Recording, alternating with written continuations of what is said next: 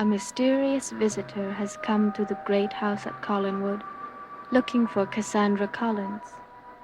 But Cassandra has disappeared, and her whereabouts are unknown to everyone. Determined to find her and bring her back, the stranger has gone to the old house on the Collins estate. There, he has obtained information, which leads him down into a room that holds a dark and terrible secret.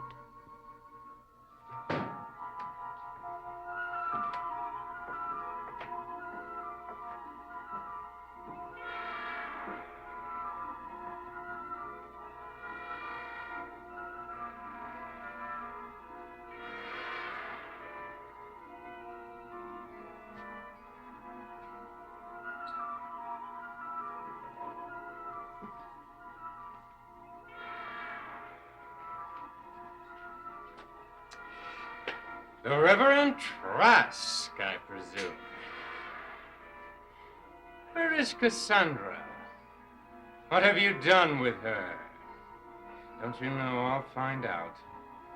Don't you know you cannot resist me? You soon will know, if you don't know. Well, Reverend, you are of no use to me in your present state. So I command you to come back from the grave. Appear before me in this room as you really are. Now, Reverend, now. Who summons me? Appear before me. Who are you? You do not know me. And why do you summon me? I have commanded you, you will appear!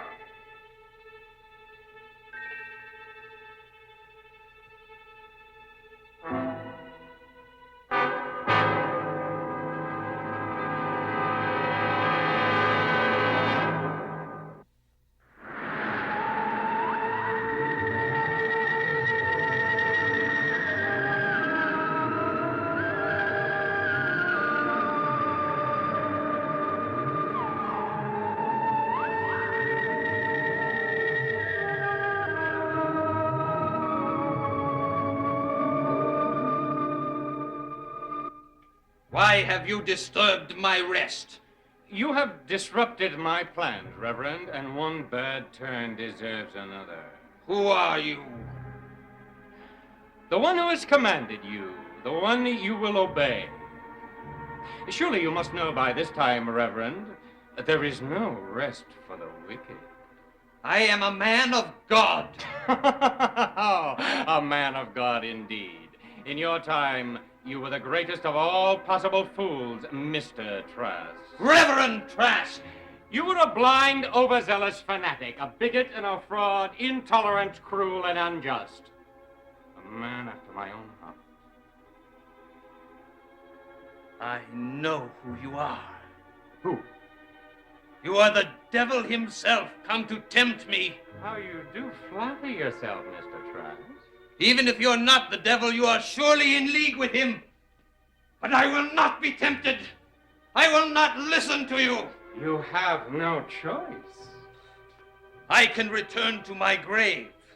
When I say so, and not before. No! I spent my life resisting Satan. You only thought you did. I served only the Almighty. Oh, what a poor, deluded creature you must have been. I command thee, be gone. Cast thyself back into hell from whence thee came. Be gone!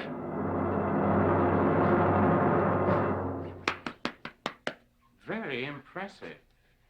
But as you can see, totally ineffective. Now, you will soon learn, Mr. Trask, that I give the orders. Now, tell me what you have done with the witch. I will tell you nothing. Where is she? You can be of no help to her now. She has done battle with the Almighty and is beyond redemption. The forces of evil have been drawn out of her and destroyed forever. You have performed an exorcism? Yes. And what has been done cannot be undone. I will be the judge of that. Tell me where it happened. I will not. Do I detect a note of fear, Mr. Trask? I do not fear you. But you are afraid to tell me where the rite of exorcism took place. You are afraid I may be able to bring her back. No. Then you have nothing to fear by telling me. I would not lift one finger to help those who do the devil's bidding. I will allow you to return to your grave and rest in peace, only if you tell me what I want to know. You are my prisoner now, Trask. I can see to it that you never find any peace. I can sentence you to walk the earth in the agony of loneliness for the rest of time.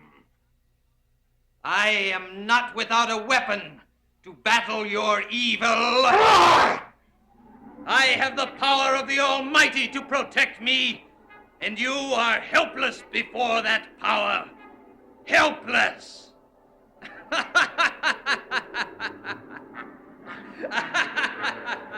You haven't seen the last of me, Trask.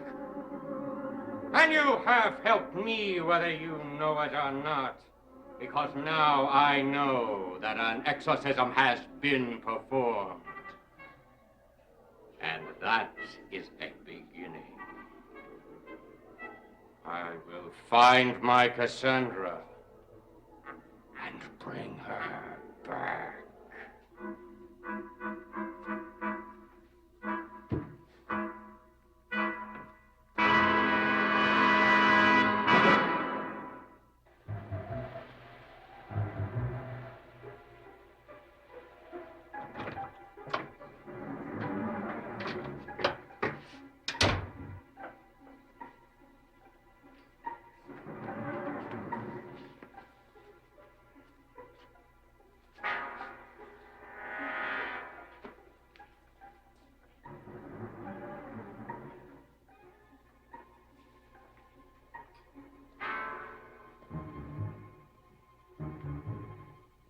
Good afternoon, Carolyn. Good afternoon, Mr. Blair. Is there any reason why you don't want to call me Nicholas? I don't know you well enough. But after all, we are related. By marriage, at least. We're a very old New England family, Mr. Blair. We dislike instant informality. I see. Besides, we have no way of knowing how much longer we'll be related, have we? I don't know what you mean. Well, your sister has disappeared. If she doesn't return very soon, and with very good explanation about her behavior, I think my Uncle Roger will have adequate grounds for an annulment. You don't want Cassandra to come back, do you? No, I don't. May I ask why? I don't like her. I'm sure you must have a good reason for feeling that way. If you don't mind, Mr. Blair, I would rather not discuss it. But I do mind. After all, she is my sister, and I should be concerned about her relationship with her in-laws. Yes, we've all been concerned about that. Tell me what she has done to arouse this hostility. Mr. Blair, I told you I would prefer not to discuss it. Perhaps there is nothing to discuss. If you're so anxious to hold a seminar on why Cassandra has managed to alienate my entire family, I suggest you consult Tony Peterson. I'm sure he'd be only too glad to enlighten you. Who is Tony Peterson? An ex-friend of the family. Cassandra claimed he was giving her legal advice. But we all knew better than that. What are you saying? I hope you won't consider us too puritanical, Mr. Blair, but we do feel that a married woman who conducts business with her lawyer in the garden under a full moon is being a bit indiscreet. Are you implying that Cassandra and Mr. Peterson were lovers? I wouldn't put it in the past tense. I think they still are, and I think that's the reason for Cassandra's disappearance. Do you have any proof of that? I don't need any proof. She had Tony wrapped around her little finger. You couldn't resist doing anything she told him to do. You make it sound as though Cassandra wielded some strange mystical power over a grown man. Yes, she did. Tony was never the same after he'd met her. You still haven't said anything that constitutes proof. Therefore, I think I should look into this matter. What do you mean? You have made a very serious charge. I am either going to prove it or disprove it. I'm going to see Mr. Peterson. Carolyn, what are we going to Wincliffe? Oh, I'm sorry, I didn't... No, it's all right, Vicky. This is Victoria Winters. Vicky, this is Nicholas Blair, Cassandra's brother. I'm very pleased to meet you, Miss Winters. Is anything wrong? Oh, no, I just didn't know that Cassandra had any family. Well, most people do, don't they? Most people, yes. If you'll excuse me, Miss Winters, I must be on my way. Good afternoon. Good afternoon. Vicky, you want to talk about going to Wincliffe? Yes, I wondered if we could go and see your mother late in the afternoon. Jeff is coming in the morning. I wanted to have some time. What's the matter? You absolutely froze when you saw Nicholas. I don't understand it. Understand what? How Cassandra could have a brother. I mean, a brother here and now. Listen, if Lucretia Borgia could have had a brother, I suppose Cassandra could have one, too. You don't know what an interesting comparison you've just made.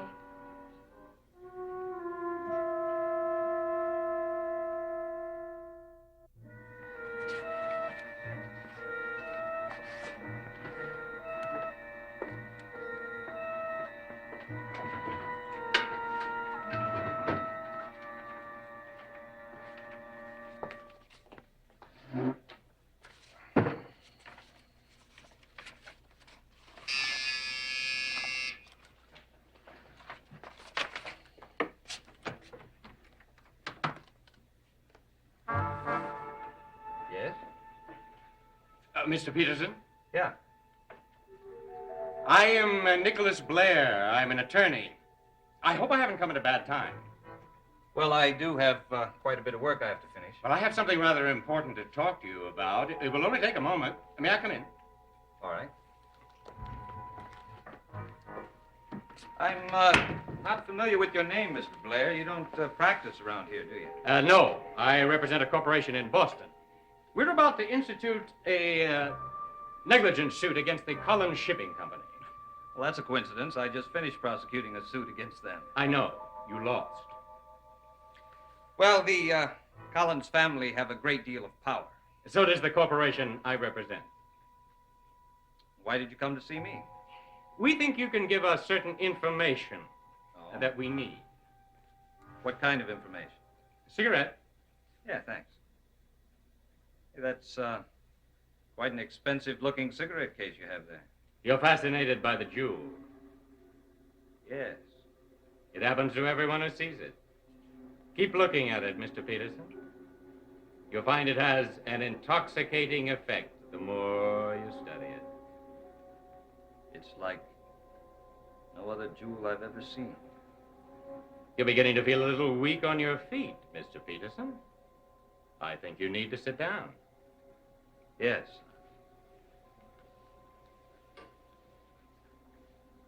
Sit down. There, Mr. Peterson. Now you're quite relaxed, aren't you? And you'll stay that way until we finish our conversation. Your resemblance to Trask is extraordinary. That must have amused Cassandra. Cassandra. Yes. I want you to tell me about Cassandra. I love her. I see. What an interesting tactic for her to use. When did you last see her? It's been several days. Where is she now? At Collinwood. No, she disappeared from Collinwood 2 days ago, and I think you can help me find where she is. No, I don't know. I want you to clear your mind, Mr. Peterson, and concentrate very hard and tell me the first image that comes to you. My mind is blank. Keep concentrating until you see an image. Something is forming. Tell me what it is. A tree, a large tree. Do you see anything else? No, Where is this tree? I don't know. Is there a person near the tree?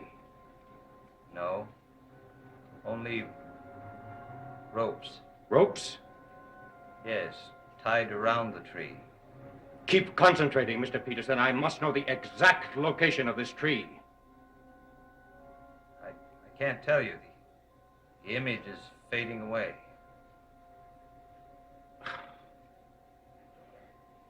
There are 1,000,000 trees around here. How am I to know which is the right one? Well, that is my problem and not yours. Thank you, Mr. Peterson. You've been very helpful. Now, you may close your eyes, because you are very tired and you need to sleep, don't you? Yes. When you hear me leave, you will awake. You will return to your desk. You will resume your work as though none of this had ever happened.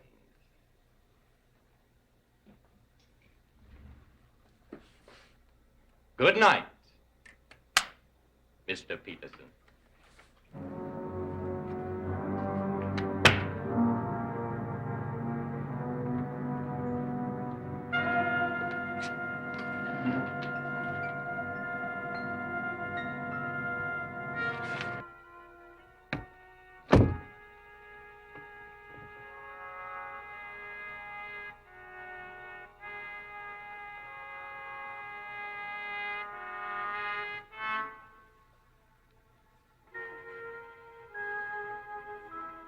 Nicholas Blair. Who is Nicholas Blair?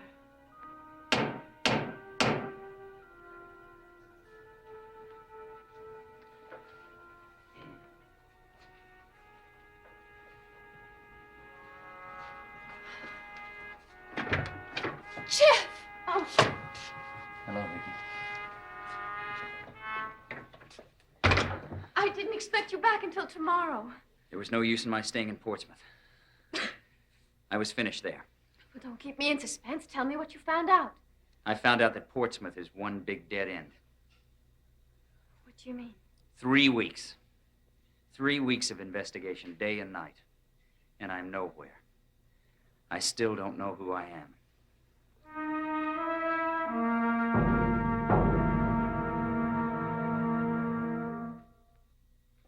I visited hospitals. I talked with doctors and nurses and city officials.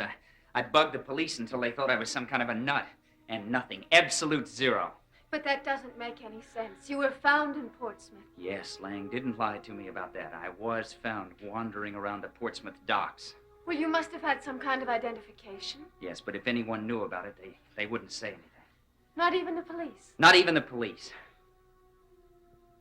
Who decided that your name was Jeff Clark? Oh, I couldn't even get an answer to that. The only answer I could come up with was that Lang gave me the name when I was in the sanitarium. Well, then we know one thing.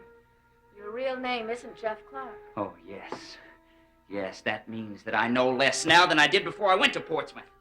Don't think that way. Oh, come on, Vicky. What do you expect me to do? The last 3 weeks, I've been getting nothing. Absolutely nothing.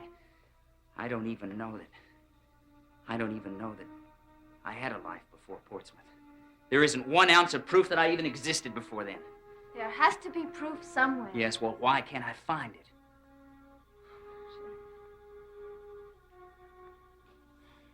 Vicky, I'm sorry.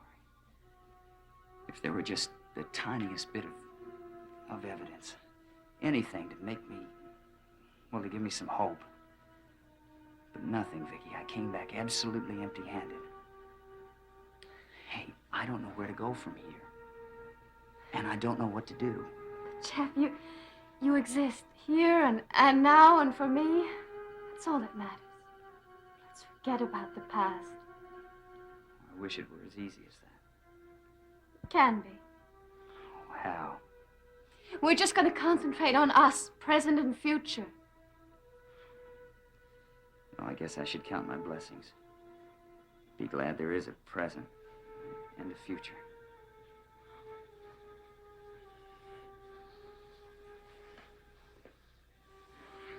Oh, hey, you know, I brought you a present back from Portsmouth. I almost forgot. A present? Yeah, it's out in the car. Wait a minute, I'll get it.